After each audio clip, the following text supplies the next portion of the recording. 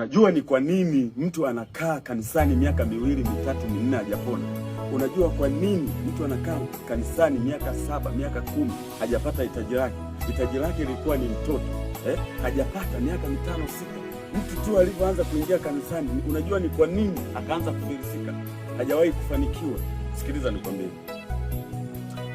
Ile siku nimejaza kijiji na hubiri. Mahubiri yangu yalikuwa ni haya: kwa Mungu hakuna kinachoshindikana.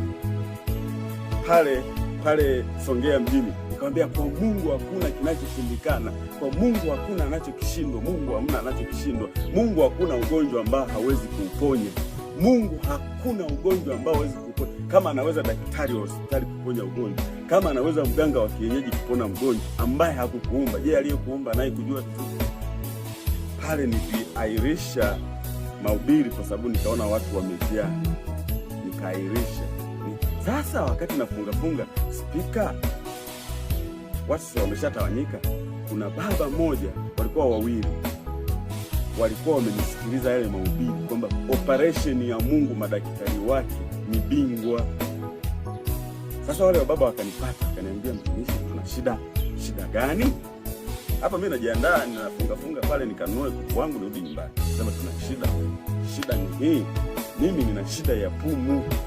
Napumua kwa shida hivi hapa nilipo. Kuna muda natumia sipiki mashine gani. Ni mwalimu kama yupo hapa, kama atanisikia atakome ndio. Anaitwa Ndomba, mwalimu Ndomba. Sasa mimi nina shida, nina pumu. Nimeenda kwenye makanisa mengi, nimeenda kwa wahubiri wengi, lakini sijapona. Nikamwambia hivi, kwa imani utapona, amini kwamba utapona. Akasema, sasa mimi nilikuwa naomba ukaniombee nyumbani kwangu, ni majengo hapo chini, na kuomba. Na mimi nikiangalia kweli anateseka. Akaniambia, na kuomba ukaniombee nyumbani. Nikamwambia haina shida. Kwa mara ya kwanza mimi napata mtu ambaye anataka nimuombee, ananiamini. Nikamwambia, Mungu usiniangushe. Kwa huu mkono nakufundisha kuomba sasa. Kwa huu mkono, hata kama nitakuwa nina dhambi kiasi gani, zihirika kwa huu mkono, aende akapone. Nikatoka mdogo, tunapiga story, fika nyumbani, akatukaribisha. Watu pale walikuwa ni wengi, mke wake, watoto wake. Kakase pleni, nataka kukiwasha, tumshushe Mungu. Nikamwambia hivi, baba, namwambia yeye, nikamwambia, baba, huko ulikokuwa unaenda kuna siku walikufundisha kuomba? Akasema hapana. Nikamwambia hivi, sasa mimi nataka uanze kuomba, nikufundishe kuomba. Kwa nini nilimwambia hivi? Yesu alivyokuwa anakufa msalabani, anakata tu roho na pazia lilipasuka. Maana ya kupasuka pazia, kwamba Mungu hayupo tena kwa wafalme. Mungu hayupo tena kwa watawala kama zamani, mfalme ndo anaongea na Mungu.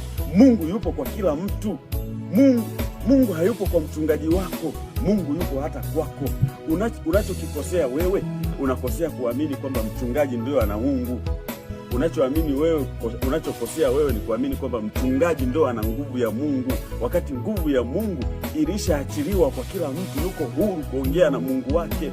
Ndio maana alipokuwa na Yesu anapaa, siku ile Yesu anapaa, akasema hivi, naenda kwa Baba kuandalia makao, nitarudi tena, lakini nawaachia msaidizi ambaye ni nani? Ni Roho Mtakatifu, ambaye atakusaidia wewe nini? Kuongea na Mungu wako. Nikamwambia, baba, hebu piga magoti, anza kuomba. Omba hivi na hivi na hivi na hivi. Unaomba hitaji lako kwa Mungu, sio mimi nikuombee kwa Mungu. Omba hitaji lako. Baba aliporomosha maombi, alishusha maombi, Roho Mtakatifu akamshukia. Kwa mara ya kwanza mimi naona mtu anafanya nini? Anapokea uponyaji. Yule baba alipona mpaka leo hii yupo na anacheza na mpira kwa damu ya Yesu Kristo, mwana wa Nazareti. Kwa hiyo nataka nikwambie, mtu wa Mungu, unaweza ukakaa kwenye madhabahu ukawa umejifungia, ukawa unahitaji kitu. Biblia inasema mnakosea kuomba, ukawa unakosea kuomba, ukawa unaamini anayestahili kukuombea ni mchungaji, utawekwa mikono sana. utawekwa mikono, utasukumwa sana, utaombewa.